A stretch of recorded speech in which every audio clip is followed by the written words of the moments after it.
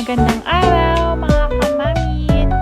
Ngayon, ituturo ko sa inyo yung simpleng pagmamassage sa ating mga anak. Occupational therapy para sa mga batang or kahit mga normal na kids. Yung mga sobrang hyper, sobrang kulit. Pwede natin itong gawin or activities bago maligo, pagkatapos maligo, or bago matulog. Ang ilang mga bata kasi nangangailangan ng konting tulong na mapatahimik sila at mapanatili silang maayos upang sila ay makinsali, tumutok, matuto at maglaro.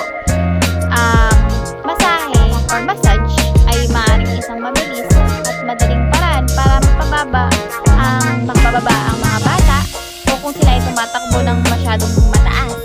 Ang malalim na presyon ay nakakapagpakalma sa utak ng mga ating mga kids. Nakakatulong to para ma-relax.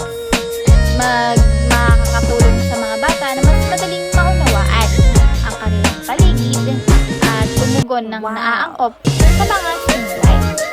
Subukang isama ito sa normal na gawain. Tulad na ng sinabi ko kanina, pwede nyo siyang gawin activity pagkatapos maligo or bago kumain or bago maligo or bago matulog.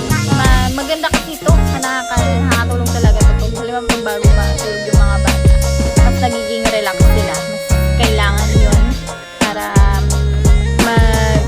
mag-regulate yung